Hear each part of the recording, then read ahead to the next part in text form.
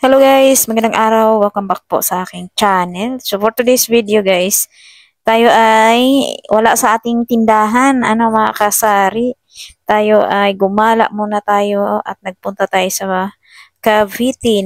Itong lugar na to ay sa Naik, Cavite. So meron po kaming pinuntahan as ahente.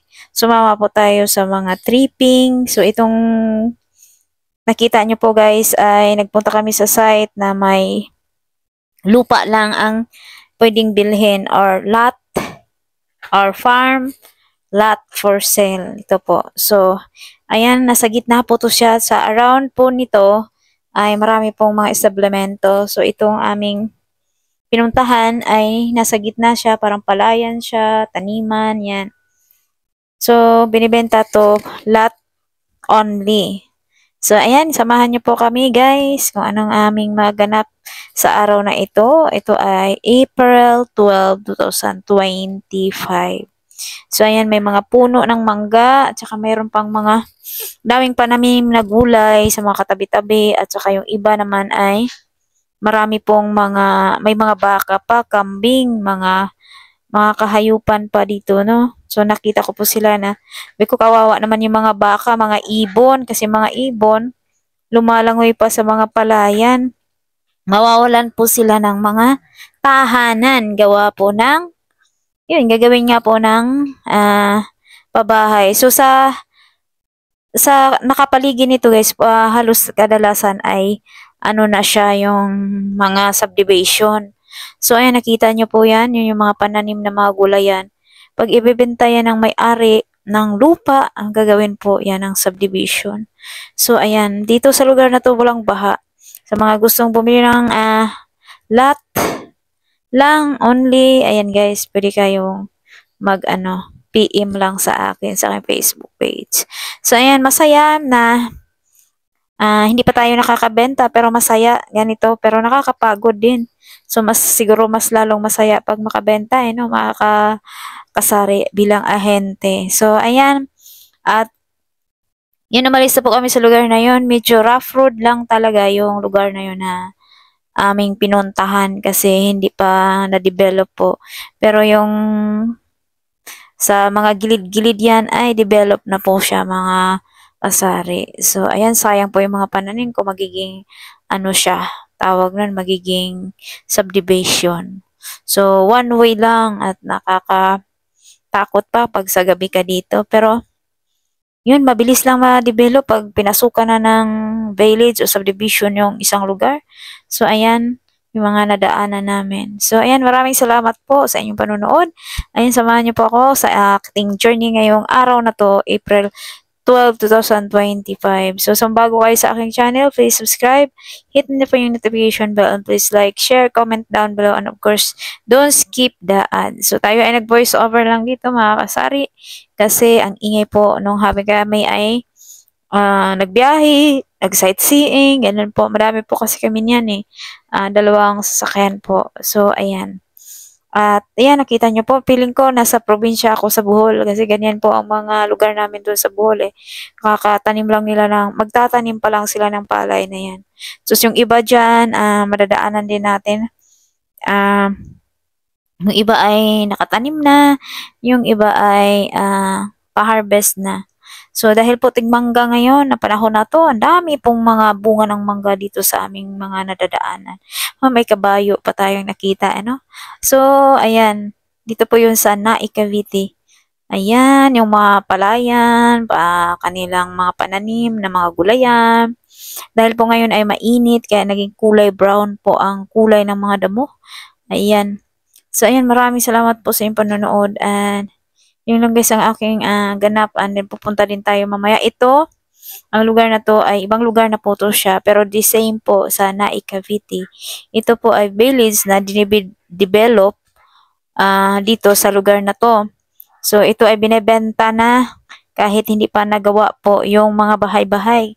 Sa mga gustong magkaroon ng bahay, lalo na kagaya ko na nangupahan pa din na magkakaroon na tayo ng bahay, mga kasari. So, yun, inaano po yung mga lupa, pinapata, ginaayos, yan, yung nakita nyo po, ay, po yan, mga pabahay. So, ito po yung pinuntahan namin. Dito po yun sa Pasinaya. Ayan, yung mga kasari. Tapos itong bahay na to ay 30 square meter sa mga gusto. Walang down payment po to. 10,000 processing fee and diretso na po sa Pag-ibig.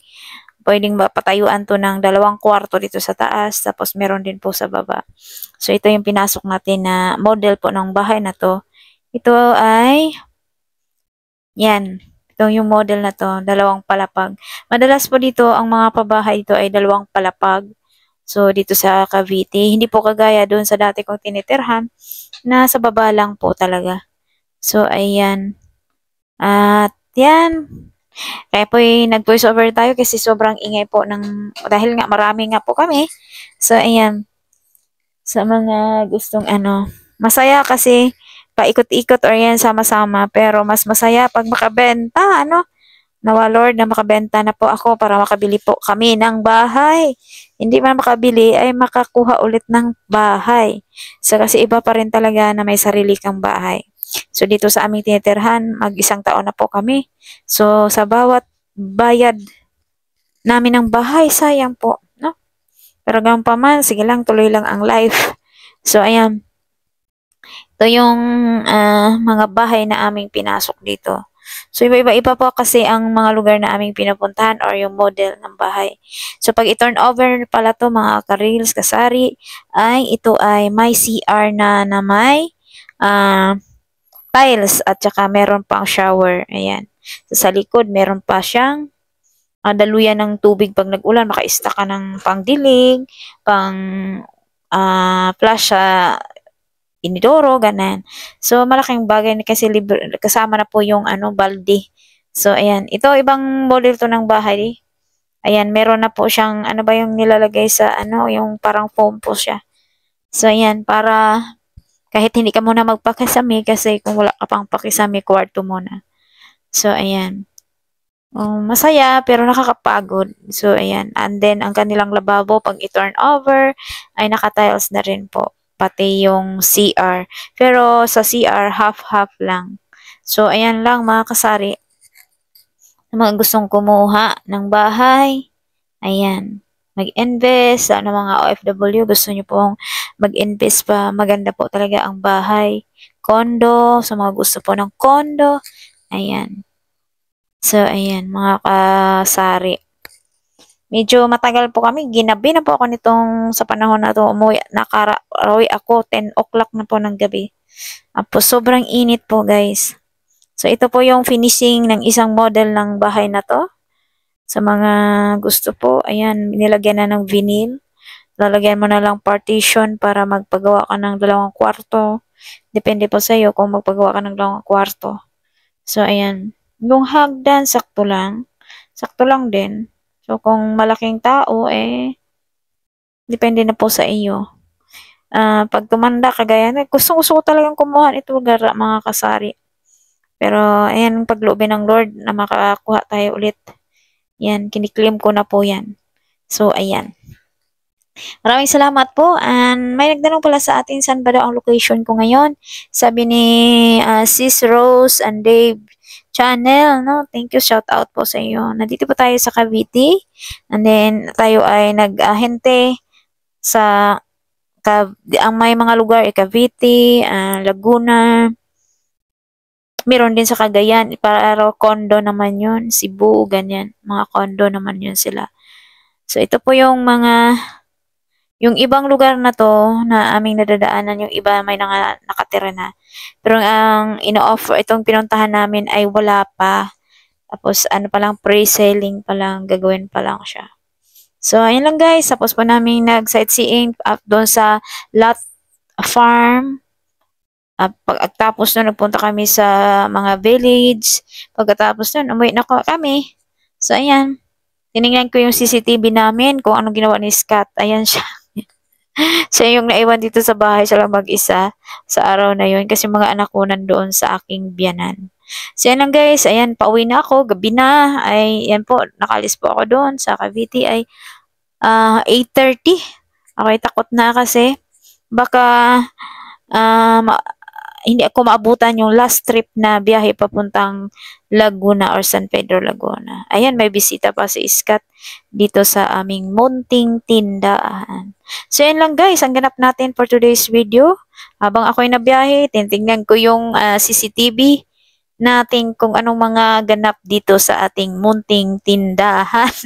So, ayan, shout out sa isang apam dyan na napasama sa ating video. So, ayan lang guys. Maraming salamat sa inyong panonood and hanggang sa muli. See you my next vlog and God bless for everyone. Thank you guys. Thank you, thank you. So, ayan. So, yun lang ganap natin. Thank you so much. Thank you. And bye-bye. Salamat po sa inyong lahat. And yan, dito lang po ang ating video for today's video. Maraming salamat and see you my next vlog.